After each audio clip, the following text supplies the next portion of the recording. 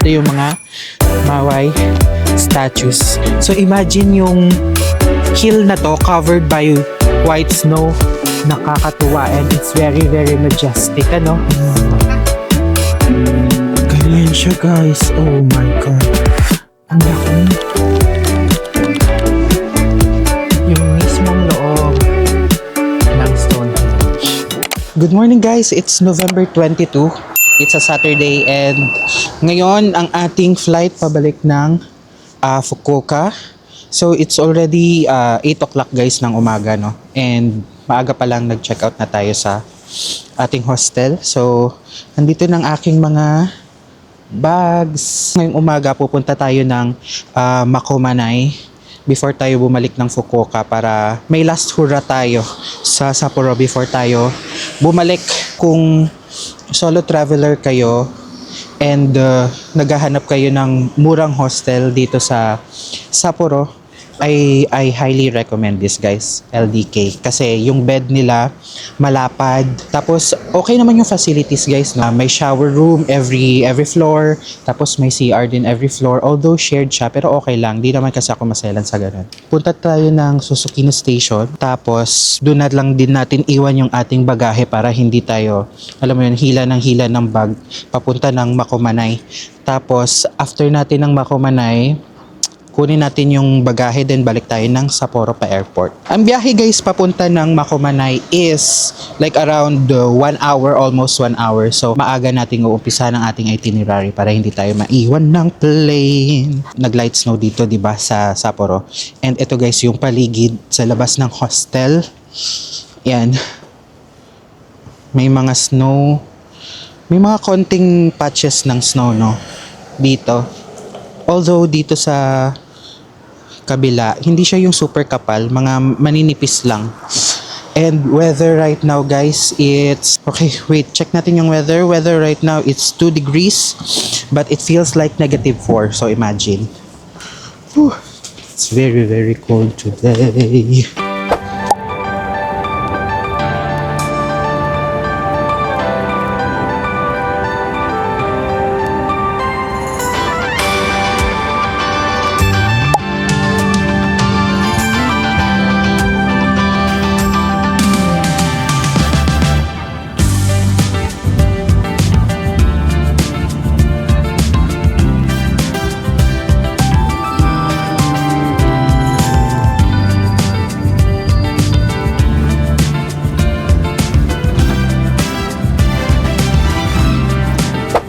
Hi guys!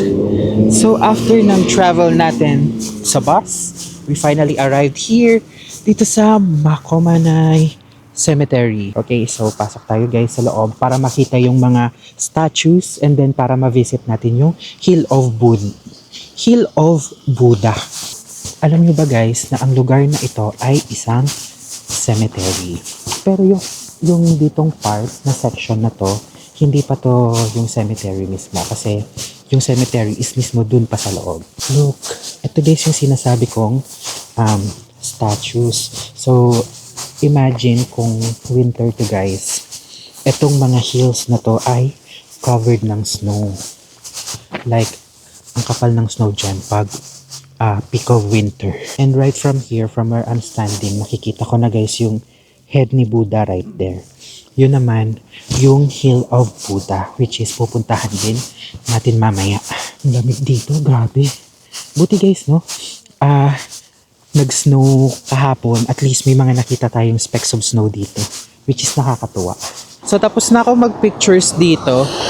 And ang tawag pala dito guys ay yung mga Mawai statues.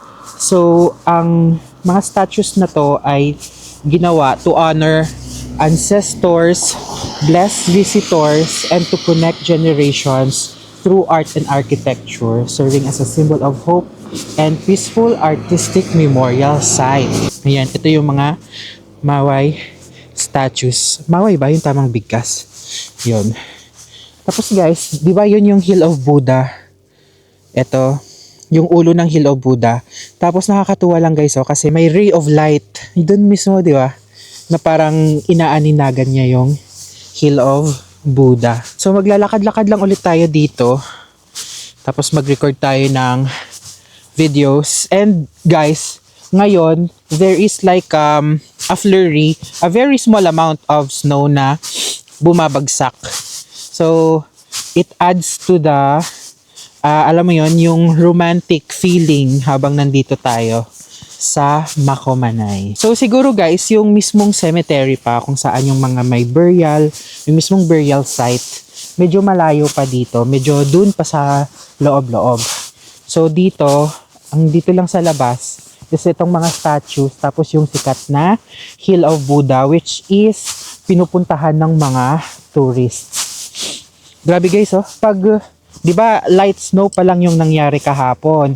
And eto na yung mga na-cover na snow. Imagine, pag peak winter, like ang kapal ng snow dito, like check nyo sa TikTok or sa other social media, makikita nyo talaga as in, parang to the point na as in malulubog yung binti nyo sa snow guys, sa kapal. Ganun. So imagine yung hill na to covered by white snow. Nakakatuwa and it's very very majestic, ano. Yan guys, bumabagsak yung mga snow, nakakatuwa. Lakasan nyo pa. Hindi ko na-expect guys na mag-snow dito kasi wala namang forecast ng snow actually nung chinek ko kanina. Pero since siguro guys, kasi sa bundok to, pag sa bundok kasi madalas talaga bumabagsak yung snow. Like especially nung pumunta tayo before sa Nico, grabe yung bagsak ng snow doon, ang ganda. Ayan, so meron pala guys dito, mas malapit, mahahawakan natin yung mismong statue, try natin. Wala namang nakalagay na bawal siyang hawakan. Ito guys, isa sa mga statue sa hawakan natin. Parang papunta na sa marble, no? Pero grabe guys, yung architecture ng pagkakagawa, no? Damn. Ang ganda. It transcends architecture. Transcends! Yun guys, tapos na tayo mag-take ng pictures and videos dito sa mga malalapit na Maui na statues. So, ang dami nila guys, no? Magkakahilera yan sila. From there, papunta doon sa entrance. Ang dami niyan nila guys.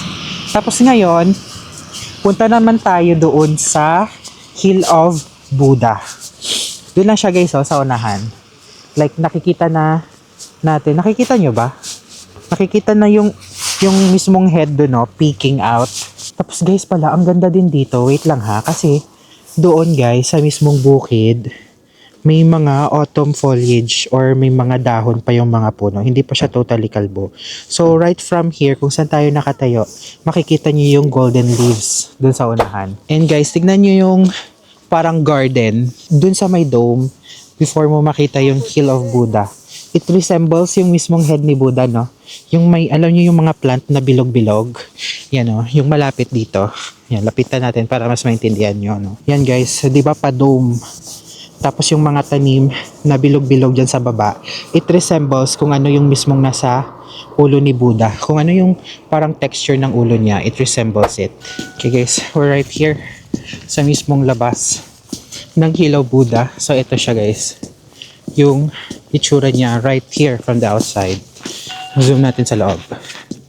So yan ang kanyang itsura. Lalapit tayo dun sa loob.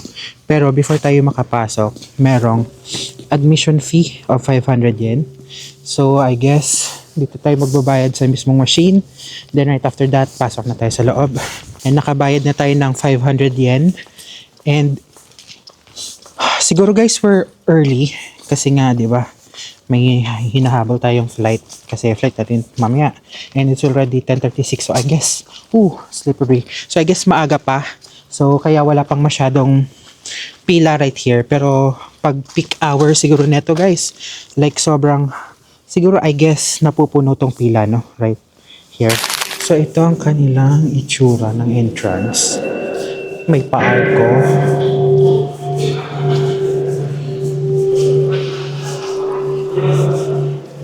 Then pagpalapit na tayo guys, makikita na natin si Buddha.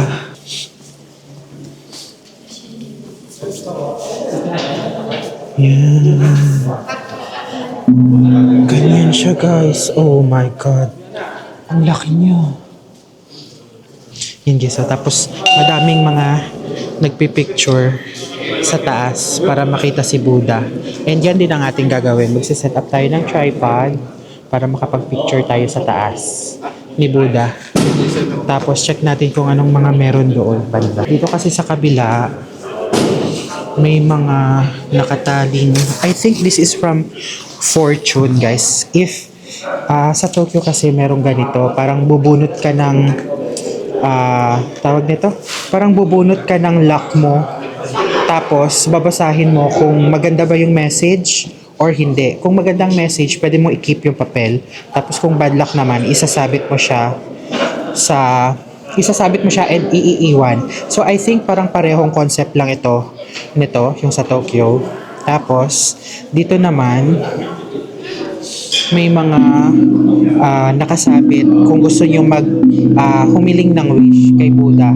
So lalagyan niyo ng message. I think yung board na bibili yan somewhere dito or dun kanina sa loob kung kung dun kanina sa labas kung saan ako nag-CR siguro. Tapos lalagyan mo ng message and wish kung anong gusto mong ilagay, tapos isasabit mo lang dito.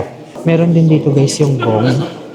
Sabi nila yung gong daw is isa-sound mo kung meron kang hingi na wish or kung gusto mo lang siyang i-gong para to pay respect kay Buddha. Mag-gong tayo 3 beses.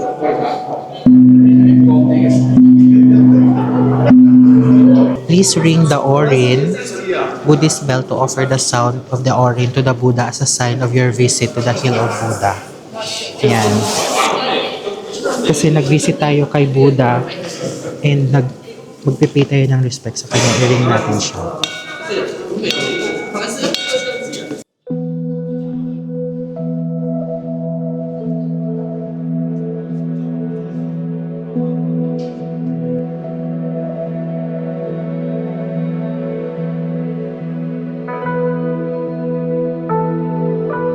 May mga candles. Pwede ka daw guys maglagay ng message dito. Tapos i-light mo yung candle. Diba? May baso. Tapos may papel. Yung papel, lalagyan mo ng message. Tapos ilalagay mo sa loob ng parang ito, baso. Tapos yung candle, yun yung iilawan mo. Ito yung sample. Like yung ganito. Yan. Ito yung itsura ni Buddha. Hello Buddha. During the peak of winter. Kita mo to guys, dito tayo kanina pumasok, ang kapal-kapal ng yelo. Yan guys, like super covered talaga siya ng snow. Sikutin lang natin tong buong side ng ilog ng Buddha. So dito tayo ngayon iikot mula sa kanyang gilid, sa likuran, hanggang makabalik tayo sa harap. Then after that, labas na tayo. May nakita kong Stonehenge doon kanina sa malayo. So, maglalakad tayo papunta doon. Then, after that, balik na tayo sa Makumanay Station. Check pala muna natin kung may mga makakain tayong food dito. And nakita ko pala kanina, merong lavender ice cream dito sa Makumanay. Nakita nyo yung parang tanim-tanim kanina na bilog-bilog. Those are lavender flowers. Isa sa mga sikat din na food dito is yung ice cream na lavender flavor. Wala pang 11 o'clock guys eh. And ang flight natin mga 4:55 pa, so mga around alas 5. Madami pa tayong oras, so makakapag-ikot-ikot pa tayo. Kasi dito lang naman tayo around the area iikot. Itong mga kumpul-kumpulan na to, na tanim, these are lavender flowers. Pag nag-bloom to guys, during their blooming season, itong mga lavender flower, syempre yung color lavender, yung parang pa-violet. So, imagine itong buong hill na to, nag-bloom into a lavender field. Ang ganda guys. Like, sobrang lamig na guys, pero kakain pa tayo ng ice cream kasi hindi tayo papatinag. Kahit malamig, basta dapat matikman natin ang lavender flavor ice cream. Ito siya. Lavender ice cream, 450 yen. Medyo mahal, pero carry lang. Go. Ito na guys. Titikman na natin ang lavender ice cream.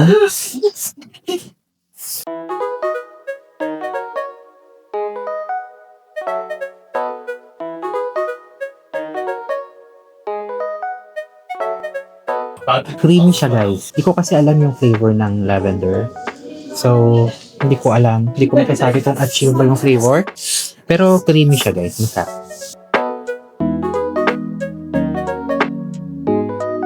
guys, tapos na tayo mag lavender ice cream and so far, hindi pa siya nakakadagdag ng lamig which is a good sign. Kasi baka mamaya manginig na tayo sa lamig. Diyos ko Lord. And ngayon guys, naglalakad tayo papunta dun sa unahan which is yung Stonehenge. You know, sa unahan lang, malapit lang siya. And before that, may makikita muna tayo ngayon. Different statues of Buddha. Daan muna tayo dito. Tapos parang mga ano yan guys, no? Mga monks and Buddha. After nito, diretso lang tayo doon papunta sa Stonehenge. And nakikita nyo ba guys, yung mga nasa unahan, dyan yung burial site, yung, ayun na, yung nasa malayo. Di na kasi siya abot ng zoom ng camera, pero doon po banda yung mga burial sites. Malayo siya sa mismong mga tourist spots like yung Hills of Buddha, yung sa mga Mawai statues. Pero medyo malapit siya dito sa parang Stonehenge. Tingnan nyo guys, doon na tayo sa Sapporo Station maghanap ng kakainan. Ang worry ko kasi baka, alam mo yun, tulak-tulak tayo ng maleta kung doon pa tayo sa Sapporo Station kakain. Like around Sapporo or somewhere around that area. Pero let's see na lang guys mamaya. Basta one thing's for sure, kakain tayo ng lunch before tayo mag-airport.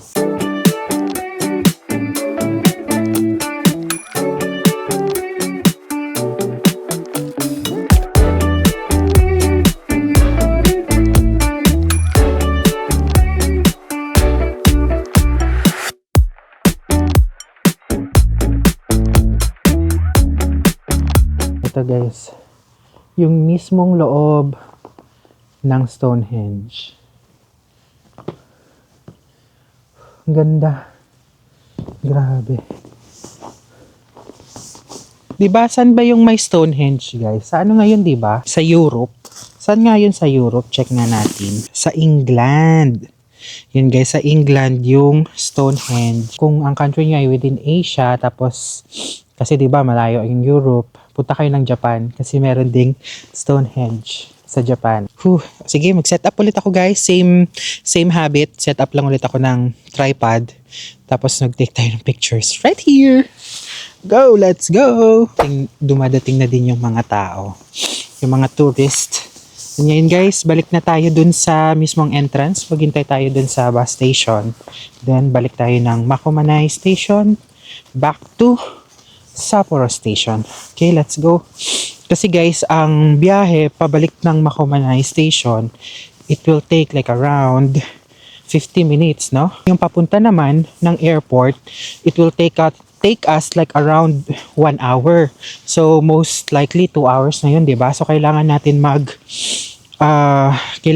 mag-allot ng time para sa ating biyahe papunta sa airport para sigurado tayong hindi maiiwan ng eroplano. So yun, labas na tayo dito guys kasi naikot na din natin. Na-check off na natin yung mga spots which is yung Mawai statue, yung Hill of Buddha, tapos itong Stonehenge. So I think nasulit natin yung trip natin dito sa Makomanai. Kwento ko lang din guys, no? Ang sarap sa feeling na yung mga nakikita lang natin before sa Instagram, sa TikTok, sa YouTube, is nakikita na natin siya in real life. So, traveling guys is very, very liberating and it heals something. Lalo na, no, pag gustong-gusto niyo yung nagta-travel, para lumabas-labas naman tayo guys sa comfort zone natin. Huwag tayong matatakot mag-travel, lalo na mag-travel mag-isa, especially kung mag-travel kayo ng Japan. Don't be scared.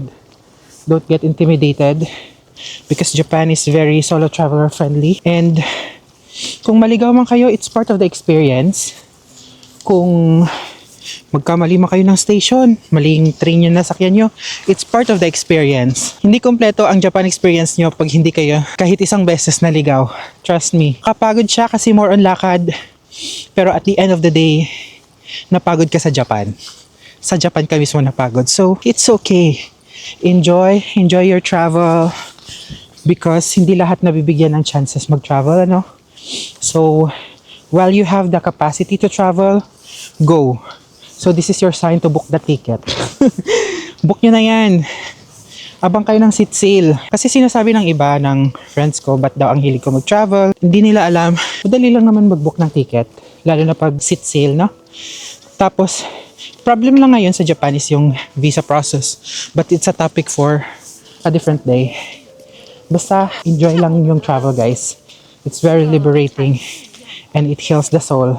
Yung mga statues, grabe no? Kahit saang angle mo sila tignan, ang ganda nila. Like, walang tulak kabigin. Tama ba pagkakasabi ko? Kahit saang angle ka tumingin, parang wow, ang ganda nila. Nakikita niyo yung mga statues na yan, di ba? Kapag peak winter dito, kita niyo yung kamay nila dyan sa baba. Hanggang dyan ang covered ng snow. So, di ba, imagine, itong buong bundok na to, hanggang sa dun, sa kamay ng mga statues. Dyan abot, guys, ang kapal ng snow. Okay, guys, so, nakabalik na tayo ng Sapporo Station. Nakuha ko na din yung luggage na iniwan natin nung kanina sa may coin locker. And before tayo, guys, sumakay sa JR line papuntang airport, hanap muna tayo ng makakainan natin dito. And dito, guys, no, sa parang subway na daanan, dito mas madaming tao compared dun mismo sa taas. Kasi, guys, especially ang may mga walkway kasi dito, guys, sa baba, sa underground. Tapos kaya magtataka kayo bakit parang walang masyadong taong naglalakad dun sa taas. Kasi dito sila sa baba naglalakad.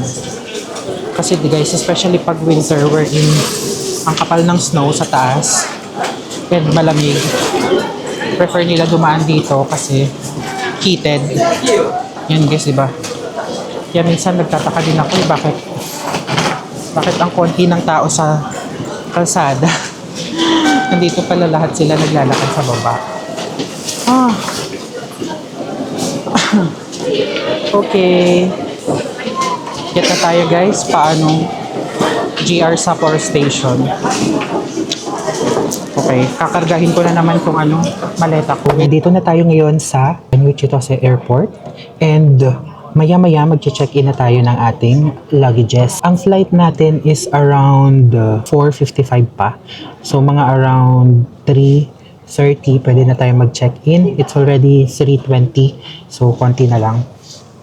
Actually, guys, very smooth lang yung naging ride natin, no? From Sapporo Station going dito sa mismong airport sa departures area ng domestic. Very straightforward lang din. Just follow, guys, yung tawag dito. Sundan nyo lang yung mga arrows and kung saang platform or kung saang line kayo sasakay para hindi kayo maligaw. Actually, guys, meron ang daming signage naman sa JR line dun sa may Sapporo Station. So, dire-diretso lang tayo kanina. And nakaramdam ako, guys, ng gutom. So, kumain muna ako dun sa Lawson kasi hindi na tayo nakapag-lunch kanina, no? Right after natin sa Makomanay. Dire-diretso na tayo. Hindi na ako, guys, nakapag-ikot actually dun sa Sapporo area. Actually, may time pa naman sana tayo.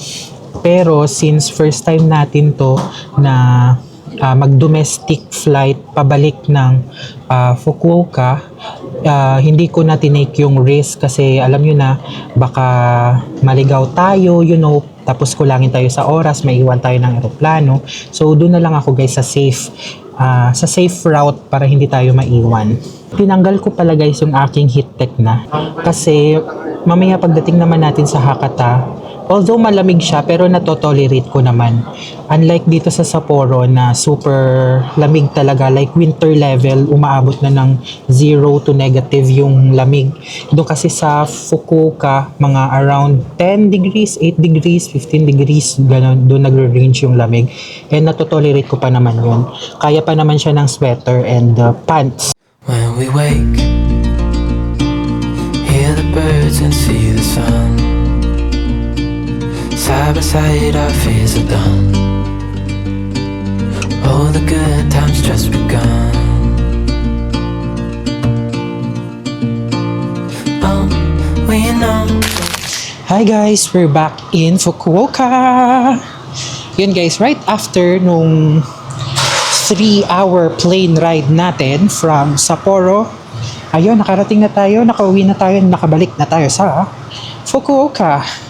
And after natin guys dumating kanina, ang bigat kasi nung maleta, no? Tapos dala-dala ko siya kanina from Sapporo papunta dito, ang bigat. Tapos napagod tayo guys. Right after ng pagdating natin sa hostel kanina is nag-shower ako agad, nag-hot shower.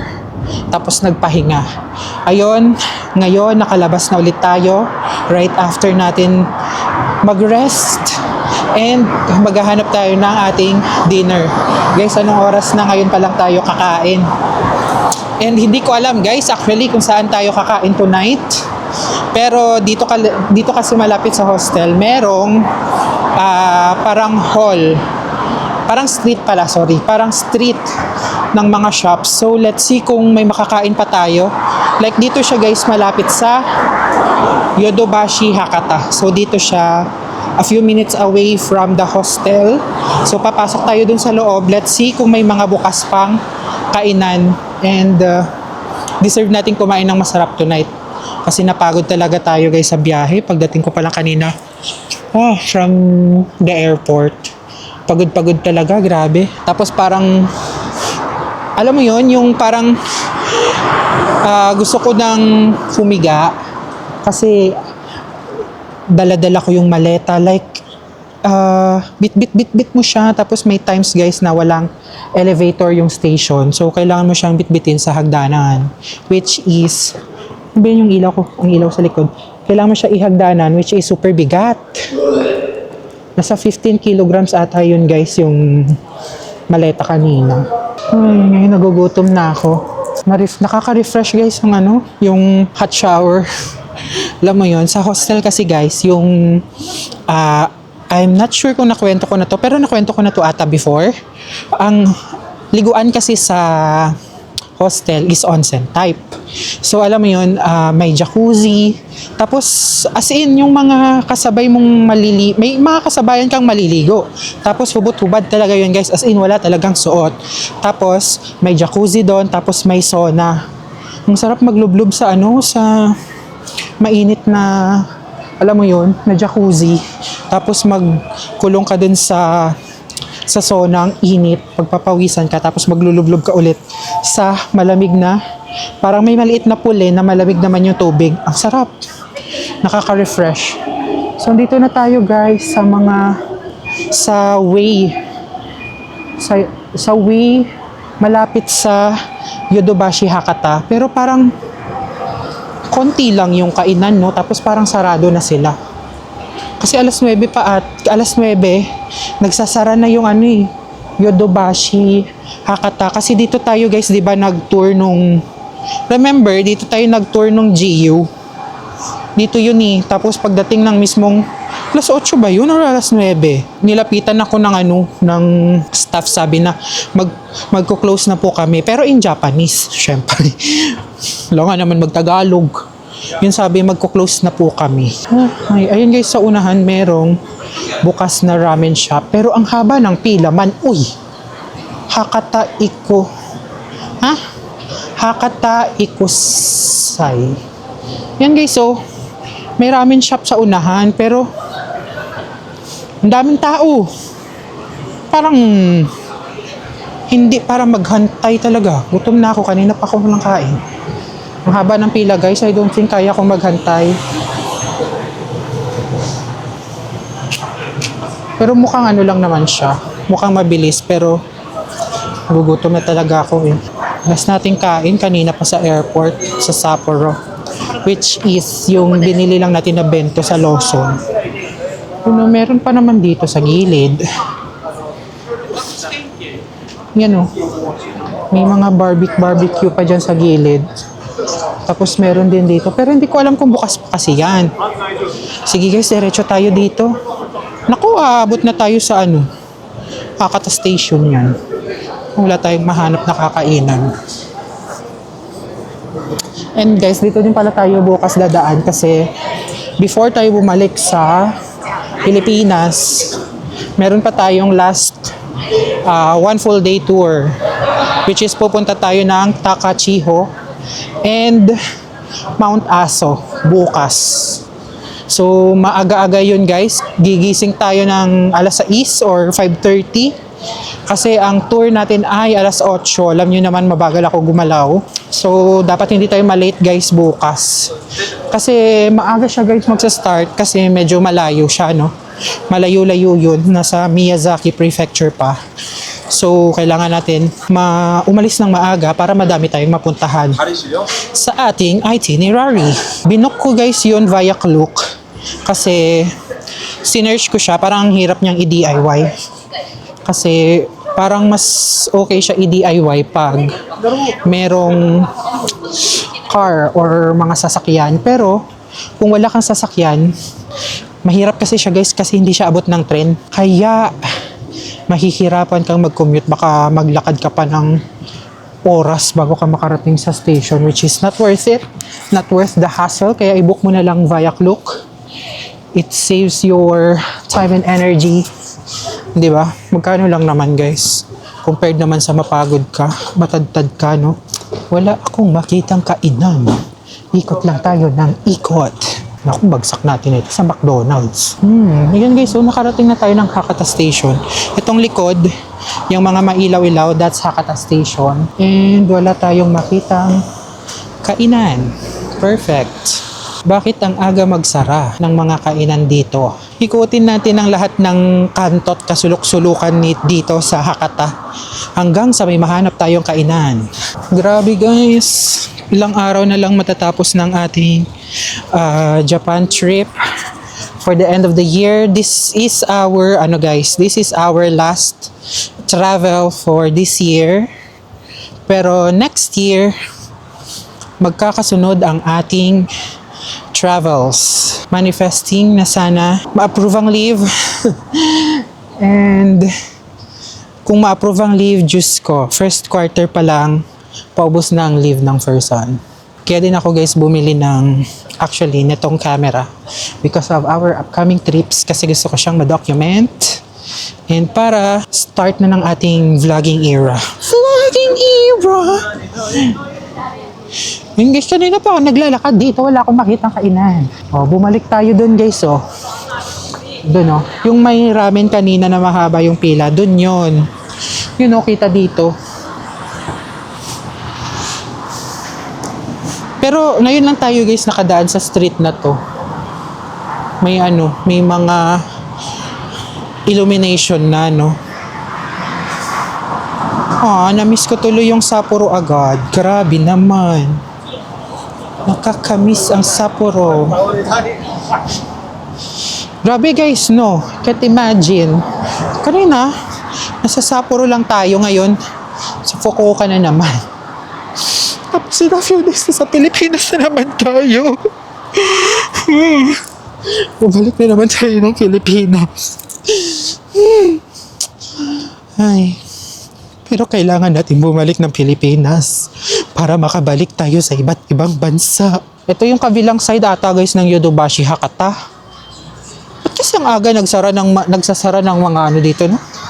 Ay, nung maaga ng na pala. Mas 12 na pala, so hindi sila maagang nagsara. I mean, dapat lang pala nasarado na sila kasi alas 12 na. Pero, maaga talaga sila guys nagsasara. Like, alas 9, ganun. Sa atin, di ba, mga dun, alas 10. Minsan, pag Burman, sa alas 11, ganun. Dito, nagsastart sila alas 11. Minsan, alas 9 ng umaga, nag-open yung mga shops. Minsan, may nakikita ko, 11 a.m.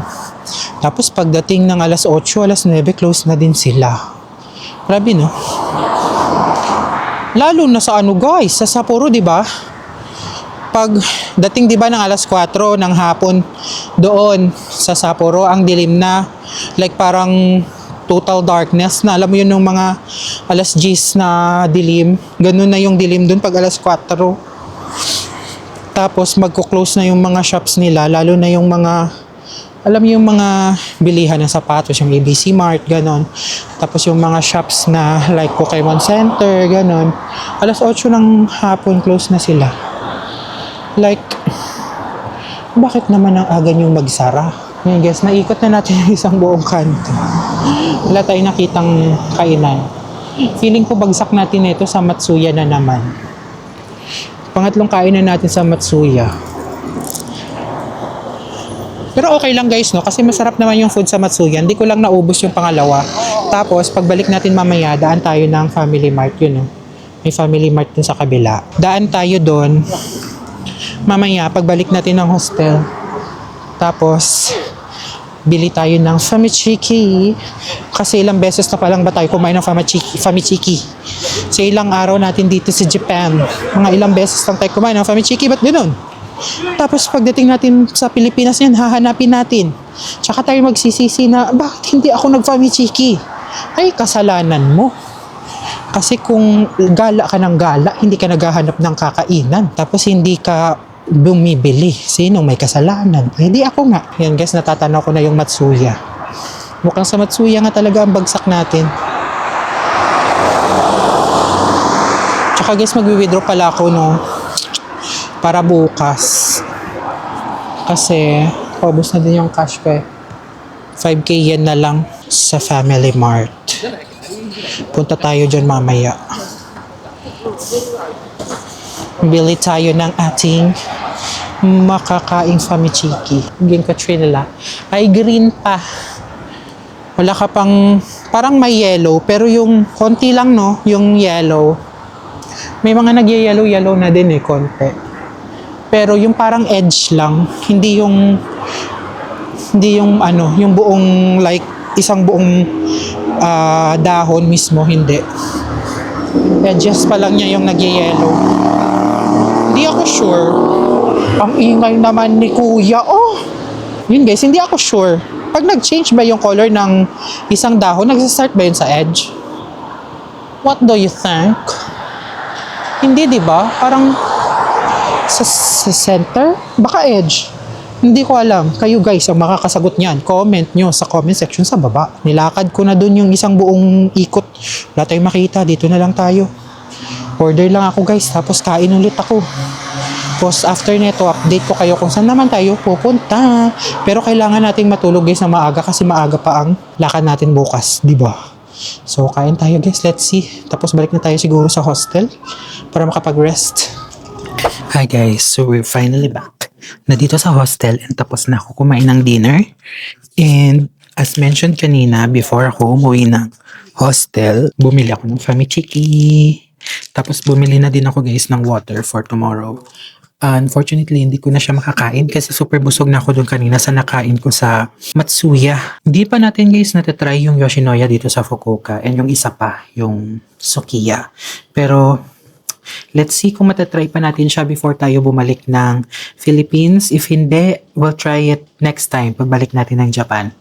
And ito guys, I think dito na muna mag-i-end yung ating vlog kasi kailangan ko na din mag-rest kasi maaga pa ang ating ganap tomorrow. Maaga ang ating tour bukas. So dito ko na muna guys i-end yung vlog natin at pagod din tayo coming from Sapporo. So guys, I hope no na you enjoy this vlog and you continue to watch my vlog and please don't forget to subscribe. Bye bye.